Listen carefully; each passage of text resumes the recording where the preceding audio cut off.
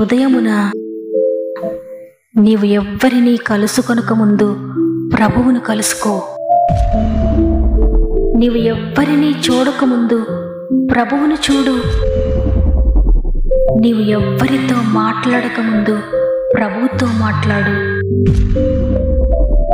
నీవు దేనిని వెదకకముందు ఆయన రాజ్యమును, నీతిని వెదకు.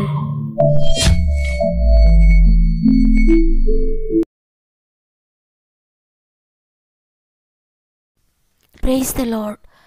ఈ ఉదయకాలమున గాడ్ ఫస్ట్ అనే ఉదయకాల ధ్యానములకు మిమ్మల్ందరినీ మరొకసారి హృదయపూర్వకంగా ఆహ్వానిస్తూ మన ప్రభువును రక్షకుడైన యేసుక్రీస్తు నామములో మీ అందరికీ నా యొక్క ప్రత్యేకమైన శుభములు తెలియజేస్తున్నాను. మీరందరూ ఎలా ఉన్నారు దేవుని బిడ్డలారా? బాగున్నారని నమ్ముతున్నాను. ఈ సంవత్సరం చివరి దినాల్లో ఉన్నాం. ఈ సంవత్సరం అంతా ఆటుపోట్ల గుండా నడిచిన, దేవునికి దూరంగా జీవించిన ఇంకా కొన్ని రోజులే మన ఎదుట ఉన్నాయి. ఇప్పుడైనా దేవుని చేతులకు మనల్ని మనం సమర్పించుకుందాం. ఇక నుండైనా నీ కొరకు నేను నమ్మకంగా జీవిస్తున్నాయా అని ఒక సమర్పణ చేసుకుందాం ఆయన సన్నిధిలో. దేవుడు మన మనోనేత్రాలను తెరచి ఆయన కృపను, ఆయన ప్రేమను, ఆయన శక్తి సామర్థ్యతలను మనం తెలుసుకునేలాగున పరిశుద్ధాత్మ దేవుడు మనల్ని నడిపించాలని ఆయన చేతులకు మనల్ని మనం సమర్పించుకుంటూ ఈ దినం మనం ప్రారంభిద్దాం. మీకేమైనా ప్రేయర్ రిక్వెస్ట్ ఉంటే కామెంట్స్ ద్వారా నాకు తెలియచేయండి.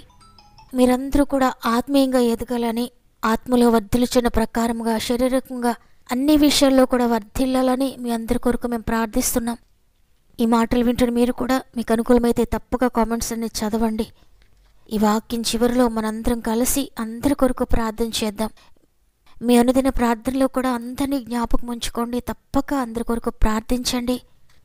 ప్రార్థన ద్వారా మన ఆత్మీయ కుటుంబంలో అనేక ఆశ్చర్యకార్యములు జరగబోతున్నాయి. దేవుడు చేయబోతున్నాడని నమ్ముతున్నాను.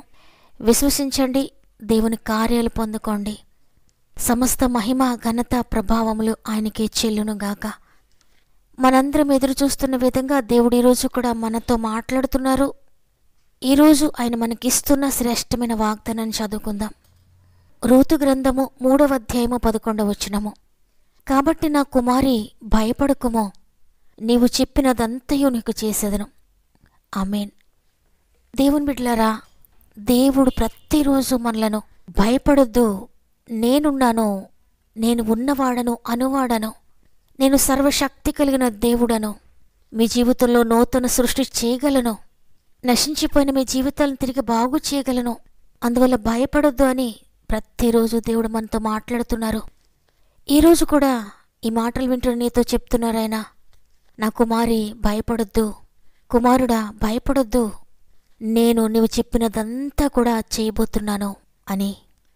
చూడండి, ఈ మాట రూతుతో బోయజు పలుకుతున్న మాట. రూతు యొక్క జీవితాన్ని చూచిన బోయజు రూతుతో చెప్తున్నాడు. రూతు గ్రంథము 2వ అధ్యాయము 12వ వచనంలో, యెహోవా నీవు చేసిన దానికి ప్రతిఫలమిచ్చును, ఇశ్రాయేలీల దేవుడైన యెహోవా రెక్కల క్రింద సురక్షితంగా ఉండునట్లు నీవు వచ్చితివి, ఆయన నీకు సంపూర్ణమైన బహుమానమిచ్చును.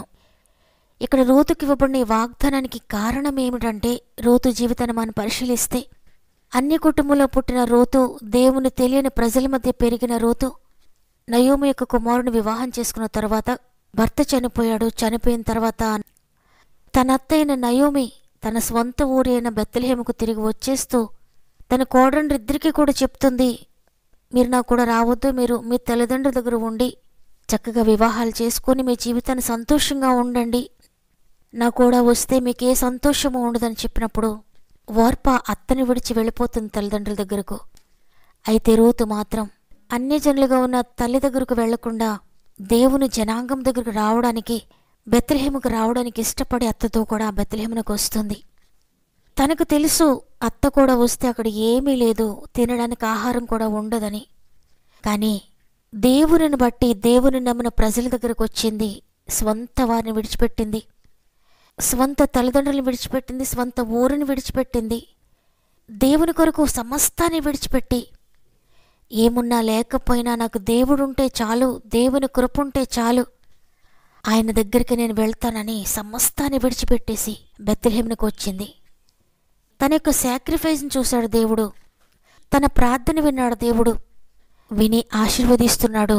నా కుమారి భయపడొద్దు, నీవేదైతే విన్నవించుకున్నావో, ఏదైతే నాకు చెప్పావో, ఏదైతే ప్రార్థించావో దానిని నీకు దయచేస్తాను, దాన్ని నువ్వు పొందుకుంటావు, నీవు చెప్పినదంతా నీకు చేస్తాను అని. ఎంత అద్భుతం కదా. రూతు తనకు శ్రమ కలిగింది, భర్త చనిపోయాడు, ఏమీ లేనిదిగా అయిపోయింది. అయినా ఆ శ్రమను గూర్చి అన్యజనులైన తన తల్లిదండ్రులకు చెప్పలేదు, తన అక్క చెల్లెలకు చెప్పలేదు, తన స్వంత బంధువులు ఎవరికీ చెప్పలేదు, స్నేహితులకు చెప్పలేదు. దేవునికి మాత్రమే విన్నవించుకుంది. దేవుని దగ్గరకు వచ్చింది, ఆయన రెక్కల నీడకొచ్చింది కాబట్టి ఆశీర్వదించబడింది. అనేక సార్లు కష్టం వచ్చినప్పుడు, శోధన వచ్చినప్పుడు, సమస్య ఎదురైనప్పుడు బాధంతా స్నేహితులతో చెప్పుకోవాలనిపిస్తుంది. స్నేహితులతో చెప్పుకుంటూ ఉంటారు, తల్లిదండ్రులతో చెప్పుకుంటారు, లేక బంధువులతో చెప్పుకుంటారు. ఎవరైనా పాస్టర్ గారు ఉంటే వారితో చెప్పుకుంటారు. ఒక పాస్టర్ గారు ఎవరైనా ప్రార్థన చేస్తారు దైవజనులు అంటే వారికి ఫోన్ చేసి వారి బాధంతా వారికి చెప్పుకుంటారు, వారితో ప్రార్థన చేయించుకుంటారు. అందరికీ చెప్తారు, కానీ దేవునికి మాత్రం వారి సమస్యను చెప్పరు. దేవుని సందులో మోకరించి వారి బాధను దేవునితో చెప్పుకోరు చాలాసార్లు. అయితే ఇక్కడ రూతు మాత్రం ఎవ్వరికీ చెప్పలేదు, దేవునితో చెప్పుకుంది. దేవుని రెక్కల చాటుకొచ్చింది. మహోన్నతుని చాటు నివసించేవాడే, సర్వశక్తుని నీడను విశ్రమించేవాడు, ఆయన నాకు ఆశ్రయము, నా కోట, నేను నమ్ముకున్న నా దేవుడని భక్తుడన్నట్లుగా రూతు కూడా దేవుని రెక్కల నీడకొచ్చింది, దేవుని ద్వారా ఆశీర్వదించబడింది. మరి రూతు వంశంలో నుండి యేసుప్రభువారు ఈ లోకానికి వచ్చారు. దేవుని బిడ్డలారా, అంతగా ఆశీర్వదించబడింది రూతు. ఎందువల్లంటే రూతు దేవునికి మొదటి ప్రయారిటీ ఇచ్చింది, దేవునికి మొదటి స్థానం ఇచ్చింది. ఏమున్నా లేకపోయినా, ఆయన నాకు ఏది ఇచ్చినా ఇవ్వకపోయినా, అన్నీ కోల్పోయినా పర్వాలేదు, నాకు దేవుడు కావాలి, ఆయనతోటే నా సమస్తమని దేవుని కొరకు సమస్తాన్ని విడిచిపెట్టి వచ్చేసింది. ఎన్నైతే విడిచిపెట్టిందో అంతకు అనేక రెట్లుగా ఆశీర్వదించబడింది, పొందుకుంది. ఈరోజు ఈ మాటలు వింటున్న ప్రియ చెల్లి, ప్రియ తమ్ముడు, నువ్వు ఒకవేళ సమస్యలో ఉండి, కోల్పోయిన స్థితిలో ఉండి, నీ బాధ నీ ప్రక్కవారికి, నీ బంధువులకు, నీ స్నేహితులకు చెప్తున్నావేమో, కానీ ఈరోజు దేవుడు నీతో మాట్లాడుతున్నారు. ఎవరికి చెప్పినా నీ సమస్య తీరకపోవచ్చు, కానీ నీకు సమస్య వచ్చినప్పుడు, నీకు బాధ కలిగినప్పుడు, నీకు కన్నీరు వచ్చినప్పుడు రూతు వలె దేవునికి నీ సమస్యను చెప్పుకోండి. దేవుని సందులో మోకరించి ప్రార్థిస్తే, ఆయనతో నీ విచారాన్ని, నీ బాధను పంచుకుంటే, నీవు చెప్పినదంతా కూడా ఆయన చేయబోతున్నాడు. నీ ప్రార్థన ఆయన వినబోతున్నాడు. నువ్వు ఏదైతే ప్రార్థిస్తావో దానికి జవాబు ఆయన తప్పక దయచేస్తాడు. ఆనాడు రూతుతో కూడా అదే చెప్తున్నాడు. నువ్వేదైతే చెప్పావో, నువ్వేదైతే ప్రార్థించావో అదంతా కూడా నేను చేయబోతున్నాను, నువ్వు చెప్పిందంతా నీకు చేస్తానని. ఈరోజు నీవు కూడా నీ సమస్యను ప్రభుతో చెప్పుకో. నీ సమస్యను దేవుని సందులో మోకరించి ఆయనతో మాట్లాడు. నీ సమస్యను గురించి ఎవరికి ఫోన్ చేసి ప్రార్థన చేయించుకున్నా, ఎవరితో నీ బాధ పంచుకున్నా వారు సమర్థులు కాదు నీకు సహాయం చేయడానికి, కానీ దేవుడు సమర్థుడు. నువ్వేది చెప్పినా చేయగలరాయన, నీకే సమస్య ఉన్నా తీర్చగలడాయన. నీవు చెప్పినదంతా ఆయన చేయడానికి సిద్ధంగా ఉన్నాడు. కాబట్టి భయపడొద్దు, దేవునితో పంచుకో నీ సమస్యను, ఆయన సందు ప్రార్థించు. నీ ప్రార్థనకు గొప్ప జవాబు ఇవ్వబోతున్నాడు ఆయన. అవునయ్యా, ఇంతవరకు అనేక మందికి నా సమస్య చెప్పుకున్నాను, అనేక మంది దైవజనులతో నేను ప్రార్థన చేయించుకున్నాను, వారెవ్వరూ కూడా నాకు సహాయం చేయలేకపోయారు. నా అన్నవారే నన్ను విడిచిపెట్టి వెళ్ళిపోయారు నా సమస్య విన్న తర్వాత. ఈ రోజు నుండి నీకు చెప్పుకుంటానయ్యా, ఈ రోజు నుండి నీ సందులో మోకరించి ప్రార్థిస్తానయ్యా అని మనందరం కూడా హృదయపూర్వకంగా ప్రభు సందులో మోకరించి ఈ వాగ్దాన్ని నేను నమ్ముతున్నాను అని ఒక్క నిమిషం కలిసి ప్రార్థన చేద్దాం. ప్రేమగల తండ్రి, నీకు వందనాలు. అవును తండ్రి, ఈ లోకంలో ఎవరికి మా బాధ చెప్పుకున్నా, ఎవరితో మా సమస్యను పంచుకున్నా వారు మాకేమీ సహాయం చేయలేరు. ఎందుకంటే వారు కూడా మాలాంటి మనుషులే. కానీ ఈరోజు మాకు సెలవిచ్చారు, నువ్వు చెప్పినదంతా నీకు చేస్తానని. అవును తండ్రి, ఇది మొదలుకొని నీ సందులో మోకరించి ప్రార్థిస్తామయ్యా. రూతు చేసినట్లుగా నీ రెక్కల నీడకొస్తామయ్యా. ఈ లోకంలో ఎవరిని ఆశ్రయించినా వ్యర్థమైన మేము తెలుసుకున్నామయ్యా అని. మనుషులను నమ్ముకొనుట కంటే, రాజులను ఆశ్రయించడం కంటే యెహోవాను ఆశ్రయించటం మేలు అని నీ గ్రంథంలో వ్రాయబడిన విధంగా ఇది మొదలుకొని నిన్ను ఆశ్రయిస్తున్నామయ్యా. ఇది మొదలుకొని నీ సన్నిధికి వస్తున్నాం తండ్రి. ఇది మొదలుకొని నీవే మాకు ఆశ్రయమయ్యా. తండ్రి, ఈరోజు ఎంతమంది వాగ్దానాన్ని నమ్మి ప్రార్థిస్తున్నారో ప్రతి ఒక్కరిని కూడా మీరు దర్శించండి. ప్రతి జీవితంలో ఉన్న ప్రతి సమస్య నుండి విడిపించండి అయ్యా. వారు ఏదైతే ప్రార్థిస్తున్నారో, వారు ఏదైతే నీకు తెలియజేస్తున్నారో, ఏదైతే నీకు చెప్తున్నారో, వారు చెప్పినదంతా వారి జీవితంలో నెరవేరుస్తున్నారు నమ్ముతున్నాను. వారి కార్యములన్నీ నీవు జరిగిస్తున్నావు నమ్ముతున్నాను తండ్రి. అసాధ్యమైనది లేని దేవా, ప్రతి అసాధ్యాన్ని సాధ్యపరచండి. ఈరోజు అనేక మంది బిడ్డలు సమస్యలో ఉన్నారు, శోధనలో ఉన్నారు. అందరినీ నీ చేతుల్లో పెడుతున్నాను తండ్రి. కుటుంబ రక్షణ కోసం అనేక మంది బిడ్డలు ప్రార్థిస్తున్నారు. వ్యసనాల నుండి విడిపించండి, పాపం నుండి విడిపించి రక్షణ కార్యములు జరిగించండి. అనేక మంది బిడ్డలు హాస్పిటల్లో ఉన్నారు. ప్రతి ఒక్కరిని కూడా ముట్టండి తండ్రి.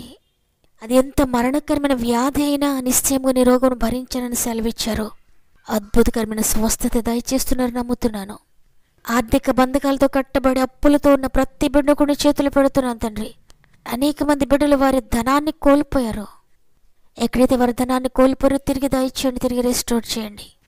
కోర్టు బంధకాల్లో ఉన్న ప్రతి బిడ్డను కూడా విడిపించండి. త్వరలోనే అద్భుతకరమైన విడుదల దయచేస్తున్నారు నమ్ముతున్నాను. కుటుంబంలో ఉన్న ప్రతి సమస్యలను విడిపించండి. కుటుంబ కలతలను విడిపించి విడిపోయిన భార్యాభర్తలందరినీ తిరిగి కలపండి అయ్యా. కుటుంబాలను కట్టండి అయ్యా. పాడైపోయిన జీవితాలను తిరిగి బాగు చేయండి తండ్రి. ఉద్యోగం లేక నలిగిపోతున్న బిడ్డలందరికీ అద్భుతకరంగా ఉద్యోగాలు దయచేయండి. వివాహాల కొరకు అనేక సంవత్సరాలుగా ఎదురు చూసిన బిడ్డల జీవితాలు అద్భుతాలు జరిగించి చక్కటి వివాహాలు జరిగించండి. గర్భఫలం కోసం అనేక సంవత్సరాలుగా ఎదురు చూస్తున్న బిడ్డలందరి గర్భాలు తెరవండి అయ్యా. గర్భంతోనే బిడ్డలను కూడా ప్రత్యేక నీ చేతులకు అప్పగిస్తున్నాను. 9 నెలలు మీరు తోడుగా ఉండి చక్కటి సేఫ్ డెలివరీస్ దయచేయండి. ఉద్యోగంలో అనేక సమస్యలతో సతమతమైపోతున్న బిడ్డలకు కూడా విడుదల దయచేయండి. ట్రాన్స్ఫర్ కోసం ఎదురు చూసిన బిడ్డలందరికీ ట్రాన్స్ఫర్స్ దయచేయండి. ప్రమోషన్ కోసం ఎదురు చూసిన బిడ్డలందరికీ ప్రమోషన్స్ దయచేయండి. చదువుకుంటున్న బిడ్డలకు తోడుగా ఉండండి, నీ జ్ఞానాత్మతో నింపండి. ఎగ్జామ్స్ కొరకు ప్రిపేర్ అవుతున్న బిడ్డలందరికీ మీరు తోడేయండి. జ్ఞానం ఇచ్చి ఎగ్జామ్స్ చక్కగా రాయడానికి సహాయం చేయండి. ఎవరైనా ఇంటర్వ్యూస్కి వెళ్తూ ఉంటే మీరు తోడుగా ఉండండి. గృహాలు కట్టుకుంటున్న బిడ్డలందరికీ మీరు తోడై ఉండండి. ఇది మనం ప్రారంభిస్తూ ఉండగా ఈరోజంతా ఆత్మీయ కుటుంబానికి తోడుగా ఉండి చేసే ప్రతి ప్రయత్నములకు మీరు ఆశీర్వదించండి, సఫలపరచండి. ఉద్యోగ ప్రయత్నాలు సఫలపరచండి. వివాహ ప్రయత్నాలు సఫలపరచండి. వ్యాపార ప్రయత్నాలు సఫలపరచండి. ఇక ఏ ప్రయత్నం చేస్తూ ఉన్నా ఈ రోజంతా మీరు తోడండి, నడిపించండి. ఎక్కడికి వెళ్తున్నారో ప్రతి స్థలంలో నీ దూతలను తోడుగా ఉంచి జయకరంగా తిరిగి తీసుకురండి.